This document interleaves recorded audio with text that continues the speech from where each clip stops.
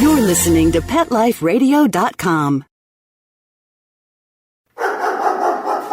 I'm Smiley the dog. I am a mutt. I'm Smiley the dog. I'm super smiley. I have a cat, 2 sweets, the travel kitty. I have a good girlfriend, Angel's really pretty. I have a pony and we share a big horse. We have a big yard. Yeah, we have to, of course. I have a pool. In the summer I stay cool. We have a fountain, live in the mountain, live high on the hog. Need to be a spokes dog. I'm Smiley the dog. I am a mutt. I'm Smiley the dog. I'm super smiley. Woof and Super Smiles. Welcome to a Super Smiley Adventure on Pet Life Radio, the largest pet radio network in the world. I'm Megan Blake, the pet lifestyle coach, and I'm here with my co-host Super Smiley, the national spokesdog for the American Humane Association Hero Dog Award. We travel the country energizing pet adoption, helping people adopt the right pet for their lifestyle, and keeping those pets in their homes forever. And we also love to share the message of the human-dog bond and how amazing dogs are for helping people. And this is the exact theme that we're talking about today. That's why I'm so thrilled to introduce my dear, dear, dear friend, Jay King.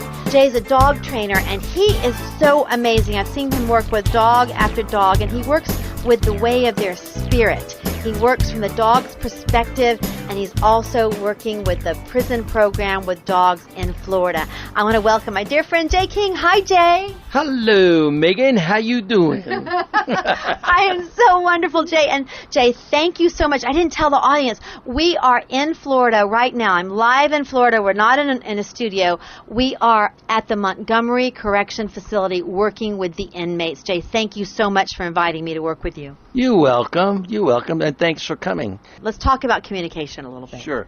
Everybody realizes that we must communicate with our dogs. Okay, now let me show you an example. What? That's right. You see? Isn't that funny? And this is exactly what I said now communicating to you, because that's so important.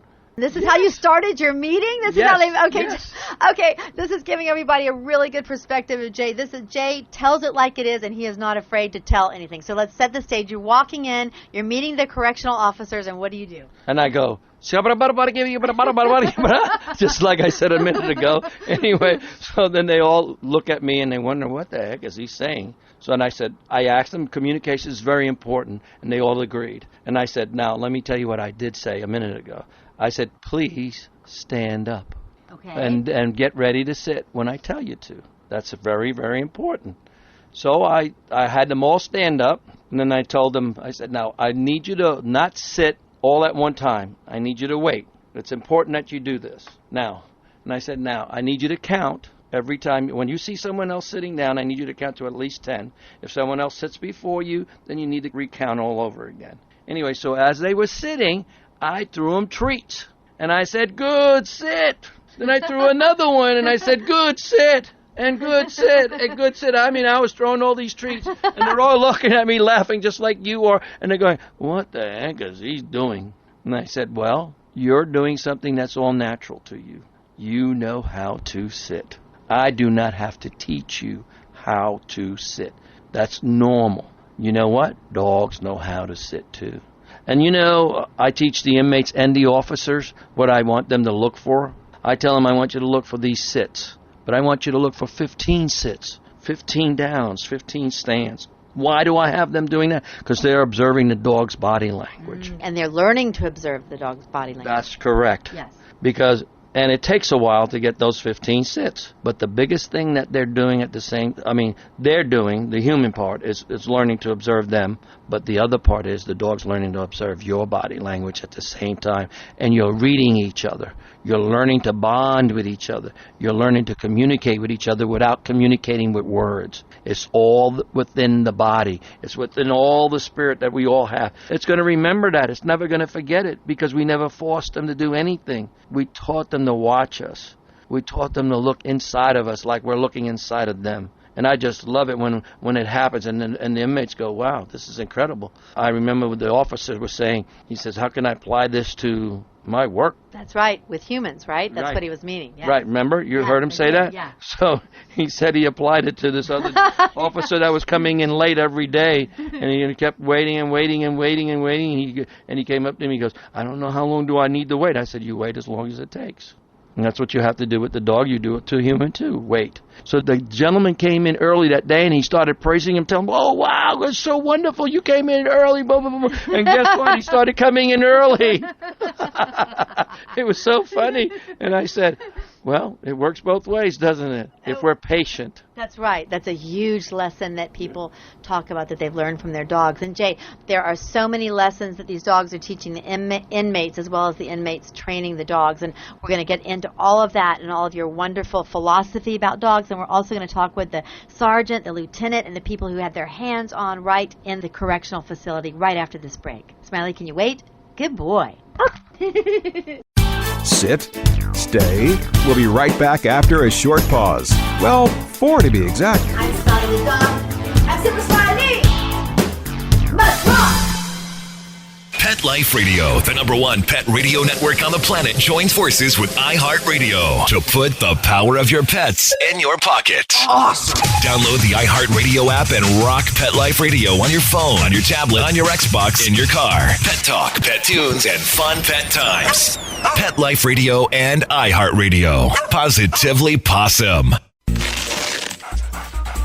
It's dinner time in America, where more pet parents trust PetSmart for natural and expert recommended foods than any place else.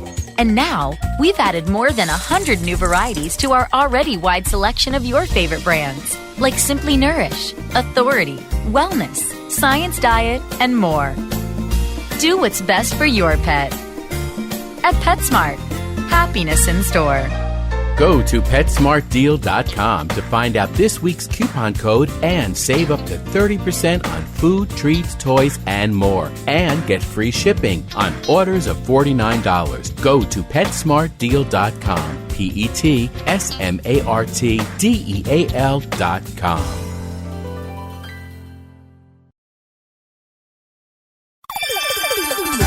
Let's Talk Pets on PetLifeRadio.com.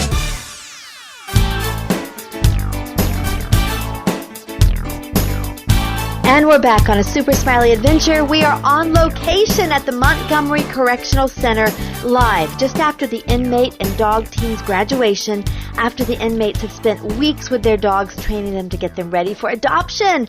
But it's not just the dogs who benefit. And speaking with the inmates who've gone through this program, they've told me some amazing stories of personal life-changing transformations. I remember I asked one inmate what he'd learned from working with his dog during another prison program, and he told me that he had been in and out of prison multiple times. And when he was out, he would talk with his parole officer, with his family. He had many mentors, therapists trying to help him, but he always ended up back in prison. And he didn't get it until he started working with the dog in the prison program. And then he realized that he had to earn the respect of the dog. And he knows now that he's not going to go back into prison. The only one who could teach him this lesson was the dog. That is absolutely amazing, and it takes many people to create a program like this one. This one's called A New Leash on Life. Jacksonville Sheriffs Office Department of Corrections Director Tara Wild, she oversees the operations with help from Lieutenant Rogers and the hands-on officer, Officer Irie, with teamwork from First Coast No More Homeless Pets and Jacksonville Animal Care and Protective Services. Together, they all have created this program called A New Leash on Life. We're at the graduation celebration here at the Montgomery Correctional Center, and in the room I see Sheriff's Office Director Wilds. And we just completed the graduation for the dog program at Montgomery Correctional Facility, and I'm here with Director Wilds. Hi, Director Wilds. Hello there. Thank you so much for presenting this program. Tell everyone what you have done. You've been so instrumental in creating it. Tell us what your vision was and how it's come to fruition. Well, I can't say that I've done any of it by myself. Most of this has been the other people that are involved, but probably around 10 years ago, I began looking at animal programs and how animals interact with humans in general and the calming effect that they have and the research behind that. And I said there's got to be a way to integrate the animals that are homeless and in need of services with our people who are oftentimes homeless and in need of services that are incarcerated. So it seemed like a natural fit. So over the years, we've looked at different programs, we've seen what other facilities do, and I'm just so excited and proud that we finally got this kicked off here. It is a wonderful program, Director Wilds, and you mentioned the way that animals can help calm people, the way they interact with people. I believe that 100%. Do you find that it's actually helped the inmates? Yes, this is just our first little piece of it, but we have seen a reduction in incidents. We've seen a reduction in disciplinary reports, and I think one of the most important things is one of our officers who actually adopted one of the dogs today just told me that in his 20-year career, this is the best program he has seen for all of the inmates, for the officers, and for everyone involved. He said that this program has actually made his career worthwhile. That is a huge statement, huge. Thank you so much for sharing that with us on Pet Life Radio. And also, I'm so excited you said he adopted one of the dogs. Yay! Yes, he did. He adopted Dove. He's got a 16-year-old son at home who's the last child at home after all of his brothers and sisters have gone off to college. And he said house was just a little bit too lonely. They needed somebody else in there with them.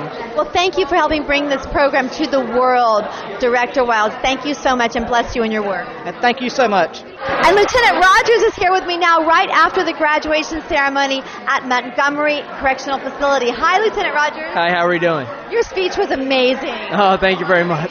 First of all, tell everybody how instrumental you were, what you did in helping bring this program to the inmates. Well, I'm lieutenant over the program, so I have 2 staff members that assist me with the program. They really do all the work. You know, I'm over ensuring everything is moving along and going properly. Well, it seems so seamless and wonderful, and the inmates had such beautiful speeches about their dogs. Could you share with our listeners a little bit about what the dogs brought to them, what we heard today? Sure. Incarceration is very stressful for the inmates. You know, they still have families at home and obligations and children. I can see some of the families here visiting with them after the program. So it's very stressful to be incarcerated, and also you're in a building with a bunch of other inmates. So these dogs come in and it's a mental release for them. They forget that they're incarcerated and behind bars and don't have those freedoms, and so they can just focus on the dog, and the dog doesn't care about any of that. The dog's as happy and loves them for them, and so, you know, it's a great release for everybody and reduces the stress. And it's also good because they're actually performing a service. They're helping these dogs become more adoptable, correct? Absolutely. They know they're making a difference in these dogs' lives. That, you know, other than that, these dogs could be euthanized if they're not adopted. A lot of these dogs are great dogs, but they just don't have the social skills. They may go and urinate someone's house or chew up their furniture or pull them on a leash where somebody's going to bring them back to the kennel. Well, they only have so much space, and these guys know they're saving these dogs' lives, so they're proud of what they're doing. And you told a very great story. You don't have to tell the whole story, but the bottom line was it's positive reinforcement, right? Working with the dogs. Can you just comment on that, the way they're trained? Yeah, absolutely. Mr. King, his technique is no hands-on. You just wait for the dogs to do what you want them to do and reinforce the positive. They sit, you know, great. You enforce that behavior, and it's total hands-off, and it's amazing. I didn't believe it until I saw it work, and it's just an amazing way to train dogs. Lieutenant Rogers, thank you so much for joining us on Pet Life Radio, and thank you so much for inviting me to this graduation today. I'm honored to be here. Thank you. Thank you. Appreciate you coming in. Kind of great publicity we can get about not only our program, but all prison dog programs. They have them on a state level as well. They're all putting out great dogs, so please get out there and adopt one of these homeless pets for it. I love it. All right. Bye. Bye. And I'm here with Cameron Moore, the program director for No More Homeless Pets. Cameron, you just got an applause, a standing ovation for the wonderful food at the graduation, but I know you do much, much more than that. So tell us about how No More Homeless Pets is involved with this amazing prison program. Well, our mission is to end the killing of cats and dogs in our shelter, and one of the ways that we do is we partner with the Jacksonville Sheriffs Office to take animals from our animal shelter and provide them with a 6 to 8 week training class, which helps make them more adoptable, and then ultimately move them into homes. It frees up space in our shelter. So for every dog that enters the program, we're saving not one life but 2, because it frees up a cage for a new animal coming into the shelter. The program is very beneficial not only for the inmates participating, but these dogs come out housebroken. They can walk on a leash. They can immediately acclimate into a family without some of the issues that other dogs that have had no training do. So we're really excited. And I love the way that you all work with the other organizations in Jacksonville. Yeah. like with the Jacksonville Animal Care and Protective Services, and you just mentioned the Sheriff's Department and Jacksonville Humane Society. You all work as a team and a unit. I love that. Talk about that just a little bit. Well, definitely collaboration is the key. And nobody can do everything by themselves, so when you work together, you can do more, and we definitely love our partners and are very glad to work with all of them. Cameron Moore, thank you so much for joining us on Pet Life Radio, and thank you for everything you do. Bless you in your word. Thank you. Okay, bye-bye. Have a great day, and thank you again. Thank you. And I'm here with Jamal Zapeta. He's an inmate here at Montgomery Correctional Center. Hi, Jamal. Hello, how are you doing? I'm wonderful. Tell us about your dog you worked with. The dog that I worked with, she was such a bundle of joy. When I first came to her, she was quite shy and timid, but after a while she opened up and she's like pure love. That's all I see from her. She has a good talent for affection. And what did you learn from working with your dog? I believe animals are healers and teachers, and I learn from them every day. Did your dog teach you anything? She taught me how to be understanding, patience. She taught me that, she taught me how to work as a team as well. Which was your dog? Allie. Allie, she was wonderful. And in your speech was so beautiful. You talked about how the animals, tell us what you talked about them being adopted afterwards, for the work that you put into this. But the work that I put in, I just said that I felt like it made a difference in everybody's lives who was around her, our lives as inmates, the dog's lives, and the future owners' lives as well. Because to bring that joy home is quite an amazing thing. I wish everybody had that type of love at home. That's wonderful. And so the dogs helped you, you helped the dogs, you're helping the world by sending them out into the world. So thank you so much for that. Thank you. And I'm talking now with James Mitz. He's an inmate at the Montgomery Correctional Center, and he worked with the dogs. Hi, James. Hey. James, tell me what it was like working with the dogs here. Oh, it was incredible. The dogs, it was just incredible to watch them open up. When they came here, they were like shy and untrustworthy. Oh, it's great to see them come to trust us. And I'm sure that broke up your day. It gave you a new perspective on things as well. Could you talk about that just a little bit? Oh yeah. It was definitely different routine. It makes things go by a lot better. And did you learn anything from your dog? Did your dog teach you anything? Oh, some patience, some communication skills. Those are very good. Well, thank you so much for talking to us, and thank you for helping make your dog adoptable so he's going to get a new home. Right, okay, and thank everybody for this opportunity. And which dog did you work with? Allie. Oh, congratulations on sweet Allie. Yeah, we all love her. Have a great day. You too, bye. So we see that this really works. It is so effective, but they don't just throw the dogs in with the inmates. Officer Irie is the hands-on officer in charge, so let's ask her and find out how they do it. And I'm with Officer Irie at the Montgomery Correctional Facility. Hi, Officer Irie. Hi, how are you today? I'm so good. And first, Officer Irie, thank you so much for inviting me to join you right during the training program. I learned so much and saw so many wonderful things that you all were accomplishing. Thank you so much for that. You're welcome. It was a pleasure having you today. And now tell all of our listeners what it is that you did, because you were the one who was hands-on right there with the inmates working with the dogs. What was your job during all of this? I am the dog program coordinator. I'm responsible for not only the inmates but the dogs. I'm responsible for making sure the inmates train the dogs, take care of them 24/7, take care of all their needs, and keeping the program functioning. And that's a very interesting thing that you brought up, because you mentioned taking care of the dogs 24/7, because what we've been talking about is training the dogs, the action with the dogs, with the inmates, but in the evening, they sleep right here on the premises. Is that correct? Tell us what really happens in the program. What does it look like? The dogs sleep inside of kennels right next to their trainer, handler, and caretaker's bunk. They're with them constantly. The inmates bring them out of the kennels. They take them outside to use the restroom. We go to training. They exercise. They feed them. They do indoor training also. How do you feel that, obviously this helps the dogs, it seems to me that it also would help the inmates and the morale. Does it all work in a big positive circle, or what have you observed from this? This is the first time you've done this program, right here? This is new to me. These dogs have brought out the personalities of these inmates. They bond with them. It's amazing. They care for them after the first day they've already bonded. These guys have come out of their shells. They learn to get along with one another. They trust one another because they depend on each other. And their main priority are those dogs. So they're up in the morning, ready to go, ready to feed them, ready to take care of them. It keeps them busy. And it gives them something to look forward to, I guess, right? Oh, yes. It breaks up the monotony of being incarcerated. Right. Well, we all know that animals, dogs, cats, pets in general, they can help people come out of depression. They can help people heal faster. And I would imagine that in a situation, being incarcerated, that they could only help in a positive way, right? Of course. I mean, think about it. These inmates have no physical contact with anyone. So they're able to pet these dogs, hug them, love on them, and that's wonderful. That's like medicine right there, good medicine. Oh, yes, definitely. Officer Irie, thank you so much for this program that you're doing. Thank you for all of your amazing work, and thank you for inviting me to join you. Thank you so much. You're welcome. It's been a pleasure. So the inmates who work with the dogs go through a qualification process, and the dogs are very carefully selected as well. Kelly Smith with Jacksonville's First Coast No More Homeless Pets works to select these very, very lucky dogs from the Jacksonville Animal Care and Protective Services. So let's hear right from Kelly how this works. And after graduation, I'm here with Kelly Smith from No More Homeless Pets. Hi, Kelly. Hi. And Kelly, we were together day before yesterday on the premises. I had the privilege of being able to watch you all train the dogs and work with the prisoners. Could you tell our listeners from your perspective about the program? Oh yeah, I enjoy it. Serves twofold. It gets the dogs out of the shelter. It gets them out of a kind of a stressful environment, and they're able to learn new skills to help them be better pets. It also helps the inmates though, because it gives them something to focus on and breaks the monotony.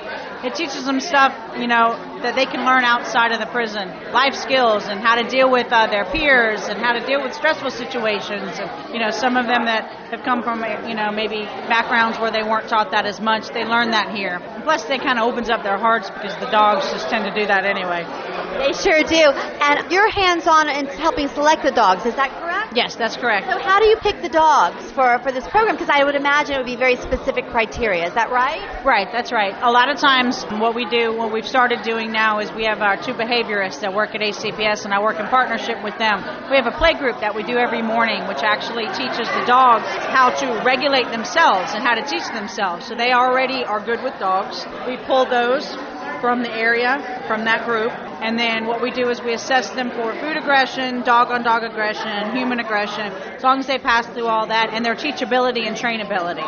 And as long as all that goes well, then we move on to the next level. And these dogs here are so beautiful. I understand 2 have definitely been adopted, and there's a cameraman here from First Coast News, and I hear rumors that he may adopt Hulk, which would be so awesome. And you were talking about the inmates working with the dogs and how it helped them, but also they work in teams, so it kind of helps them practice working with each other. Is that correct? Yeah, they do. They are paired with, there's a trainer, a handler, and a caretaker, and they all work together to train and take care of the dog as well. Kelly Smith, thank you so much for joining us on Pet Life Radio, and thank you for everything you all do at No More Homeless Pets. We love you guys. Thank you. Bye. Bye. And we're on a Super Smiley Adventure. I'm Megan Blake here with Jay King. Jay, this program is so amazing. I'm so honored to have been a part of it. And we just had the graduation ceremony with the inmates and the dogs and the lieutenants, the sergeants, the director. So many people were there who made the program happen. But could you tell us some of your specific thoughts on this program in general? Yes, I can see it helping the inmates and the dogs. Going to their forever homes, the puppies especially. The other thing, too, you can see the change in the guys. I don't like to call them inmates. I like to call them just nice gentlemen that made a mistake. And you can see that they come out of their shell. So do the dogs. We pair up the dogs with the guys that we know that dog's going to help that individual person. But at the same time, that person's helping the dog, so it's a twofold thing. Rehabilitating 2 parties at the same time, not only spiritually, but mentally, physically. So when they get ready to go out into that world, they'll be very productive human beings. They'll start all over again. And hopefully we'll never see them coming back here. That's my goal. And that's what I saw today. I saw these gentlemen, some of them you heard them speak, and some of you are going to hear them speak again. The lieutenants, the officers. Without their cooperation, this could not have happened. I totally acknowledge the entire team. Everyone that's here, including you, Megan, today. You're part of our team. I'm telling you. Team to me means together we achieve more in life. And so thank you for coming to a new Leash on Life. And so without God's help, I'm telling you, this would have never happened. Without my wife, without you, without the other people that are around us, and the inmates and the puppies, because that's what brought us together was the puppies. They have some way of connecting us together and keeping us together, not only spiritually, but mentally, physically, in all aspects that we don't even understand yet. We're hoping we can get to that point one day and understand each other. And again, I thank you for this, and I thank the listeners that are out there. Love your dogs. Love them, because they're going to love you back unconditionally. God bless you all. And we're going to come back with some of Jay King's training philosophy, but first, I wanted to bring on Officer Parrish from the Union Correctional Facility, who runs their prison program called Rockhounds. And she summed up the mission very, very well. Officer Parrish, we're going to go into this in more detail, but just in a nutshell, like in one sentence, what is the purpose and mission of your program? Well, we save the dogs from a kill shelter. Which we love that. Absolutely. And then we enhance the safety of Floridians by training the inmates who, when released, will one day be our neighbors and employees. Yeah, and they get skills from this, right? Absolutely. With the skills that will help them reintegrate successfully into our communities. Yeah, and they learn a lot from this. They sure do. Absolutely. They learn a lot. There are programs like this across the entire United States, and I feel so fortunate to be here today at the Montgomery Correctional Center with a new Leash on Life, and to have been invited to Union Correctional Facility also to Rockhounds. And we're going to hear more on training these amazing dogs right after the break. Smiley, can you wait? Good boy. Sit, stay. We'll be right back after a short pause. Well, 4 to be exact. I'm Smiley the dog. I'm Super Smiley. Let's rock! Hi, this is Tim Link, animal communicator and pet expert and host of Animal Rights on Pet Life Radio. Have you ever wanted to know what your pet is really thinking? Do you want to find out if they truly understand what you're trying to tell them? Ever wish you could build a better understanding and closer relationship with your pet? Well, now you can. Learning to communicate with animals is a 4-part on-demand workshop. In the workshop, you'll learn the essential techniques that are necessary to communicate with animals, including what is animal communication, breathing correctly to achieve the perfect state to communicate with your animals at a deeper level, using guided meditation exercises and method to communicate with animals, and how to send and receive information from your animals. So if you're wanting to learn how to communicate and connect with your animals at a deeper level, visit PetLifeRadio.com/workshop and purchase and download Learning to Communicate with Animals. You'll be glad you did. Hi, this is Teody Anderson, and I'm the host of Get Positive Results on Pet Life Radio. We're going to talk about a variety of topics on canine behavior and training, all based on modern methods that are fun for you and your dog. We might be talking about other critters too, so join us on Get Positive Results. We'll talk about common issues between you and your dog, answer your questions, discuss different activities you can do with your dog, and keep you posted on current canine news and products. All this on Get Positive Results on Pet Life Radio. Let's talk pets. Let's talk pets On Pet Life Radio. Pet Life Radio. PetLifeRadio.com.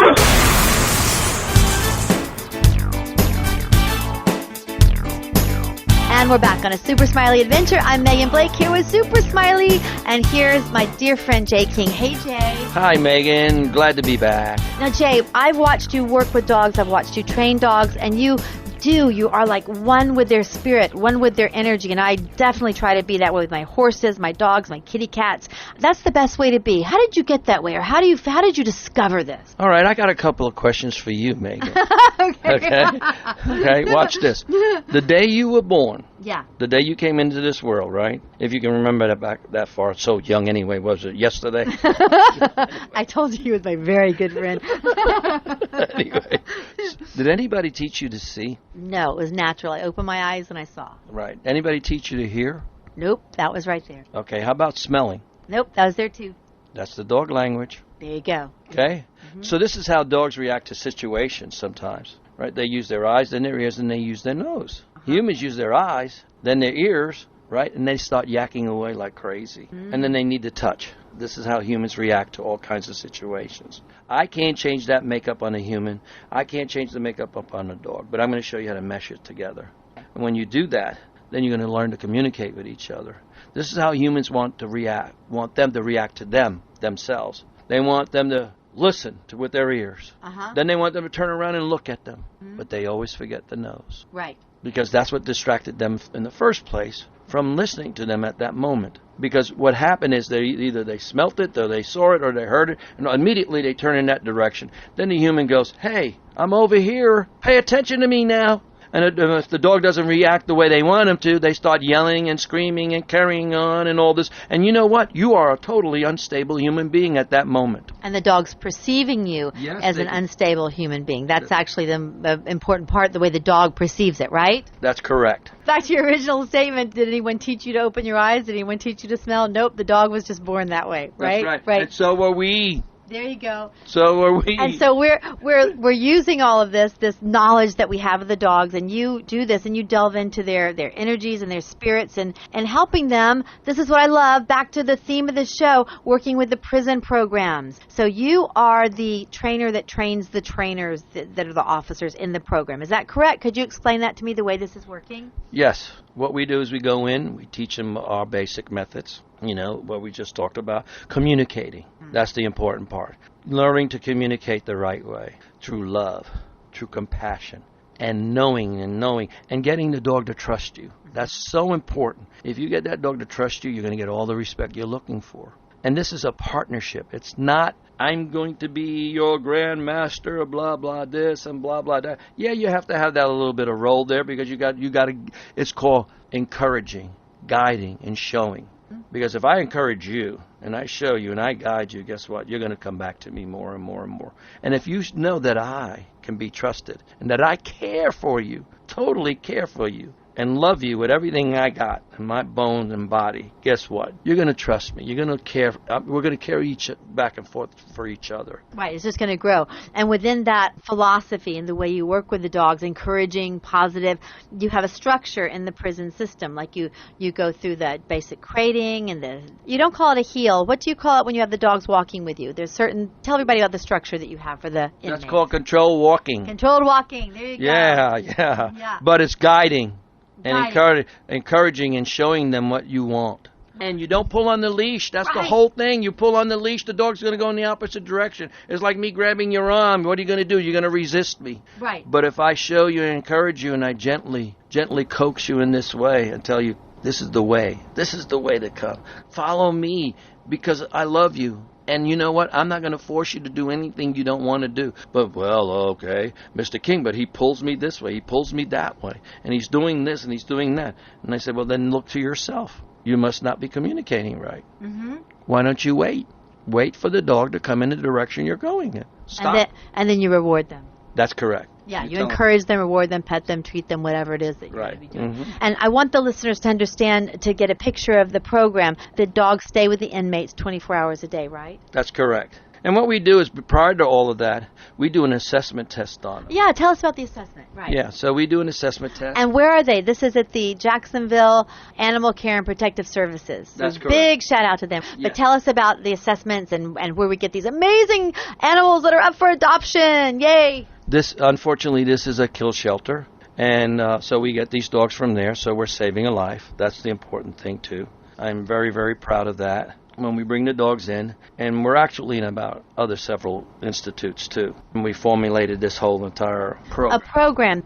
At these different correctional centers, you have a program that you've signed on to work with them. So tell us about your program. First, you get the dogs from the shelter, and then what happened? Then we bring it to Montgomery Correctional Center. Mm-hmm. First, we do an assessment there. Yes. We assess them to see if they know how to sit verbally. We wait for it. And we actually tell him to sit verbally. If he doesn't sit, it's no big deal. Yeah, because they're going to learn with the inmates. Right. That's correct. So we wait for it, and if he doesn't, we try it a couple of times, and then we see how they take the treats. That's another thing. We want to make sure they're not going to be a bully trying to get the treats from you and everything else. We want them to be kind of calm and cool and collective. And if they are, it's no big deal either. Even if they do come in charge on top of you and try to get all the treats everywhere. That means we're not holding our hands in the right place. Mm-hmm. If your hands are above your waist, the dog's going above your waist. If your hands are below the waist, the dog's going to stay below your waist. It's just that simple. You're actually communicating to the dog where you want him to be at that moment. No mixed signals again. Right. Right? So clear communication. That's correct. Now, very good, Megan. Thank you for helping me. Anyway, so there we are. So we hold a couple of treats in our hand and we watch them. And then my wife marks it down to see, because we have a little sheet. Did the dog take it gentle, or is he pushy, or is he nippy? And if he is, then we tell the inmate what's going on and we show him how to correct that.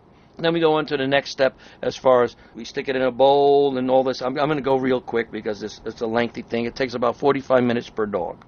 Okay, to do the assessment. And then they're brought to the facility, and you pair up a dog with a specific team of specific inmates. Right. Is that correct? Yes, that's correct. But I want to go back to just for a moment. Okay. We make sure they're not dog aggressive or human aggressive before Right. we bring them in. Good. Very good point. Very good point. Because this is a safety factor for Right. both parties. Right. Okay, so now when we bring them in, we're up to that point where we actually put them all together so to make sure that they get along with each other Right. for about 2 hours. Okay. And then we teach them how to disengage if they're playing too rough. Okay. We do not allow mounting. You know what I mean by mounting? You know, the dog jumps up on the other dog. Mm-hmm. And then mouthing. You know, we don't allow any biting or any of that stuff. And we teach the dogs to actually play the right way. Yes, and I love that, Jay, because so many times in dog parks I've seen that when dogs mount, people don't pay any attention to it. And Smiley is never allowed to mount a dog. And if a dog mounts Smiley, I say, hey, and get them off immediately. Yes. Because the way I view it, in a human, to use a human word, it's just rude. It's rude. And to the dog being mounted, that's only an invitation for them to turn around and snap or growl. You just don't go there, right? Yeah, that's correct. Well, let me elaborate on that a little bit more. Okay. When a dog mounts another dog or a human being, it's a form of dominancy. Anyway, so once we bring them to the correctional institutes, we go over these basic little training methods, and we keep it hands off.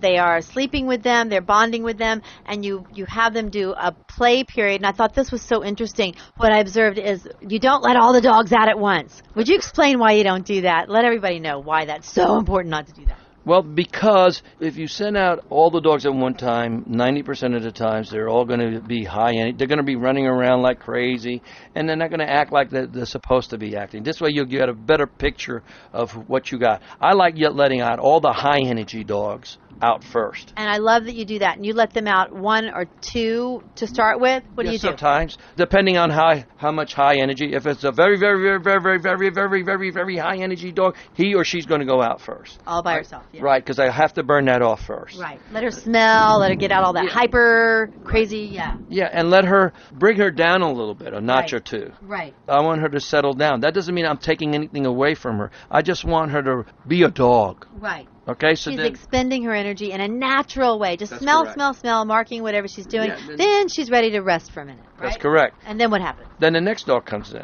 And would that be a low energy or another high energy, medium? What would that be? Well, that'd probably be either, depending on what's going on at the time. If I have more high energy dogs, then I'm going to bring out the next one that's as high as she is. Then we're going to let them play. But this would be the ideal way. I would bring it a high, medium, and then low. Right. I love that. And I watched that. I want everyone to know I watched that with a lot of dogs that they had, and it worked beautifully. And you've got the inmates there, and they're stepping in between where there might be a dog fixating on another one, which I'm always watch with Smiley. Just want to throw in, like when I brought Smiley and Angel home and I had Toot Sweet the travel kitty, they were allowed to look at Toot Sweet in a very relaxed way. If they were just relaxed in that relaxed panting, but if they ever fixated with their ears up on Toot, I said, hey, they were not even allowed to look at Toot in that way for the first 6 months because Toot was not prey. Was that good? Yes. Was that good? Yeah, but that's called the alert mode that you just described. Yeah. You know, they go into the alert and then they fixate. Right. That's what we call the alert mode. Yeah, you with don't the want ears that. up and glaring and staring. Yeah. And like you said, it's prey and all this. And some dogs actually will start moving because movement creates movement. Right. Right? So this is why I like to bring in high, then medium, and low. Because the low one, it's not going anywhere. Right. We call him the couch potato. Okay? That's great. And this works so well. And then, Jay, you work with them on the controlled walking, and they go through a test. And they went through the test. We had graduation today. And Jay, the bottom line here is that the dogs help the inmates train the dogs, so they will go into another family, and then they all end up helping that family because they get this beautiful, beautiful trained dog with this amazing history. But how do people find out about these prison dogs? There's a website called firstcoastnomorehomelesspets.org. Yes, that's right. It's a wonderful organization here in Jacksonville. First Coast, No More Homeless Pets, and we're going to have that up so everybody can see it. Oh, such good news. And a letter follows that dog from the inmates, so they'll be able to understand the dog a little bit more.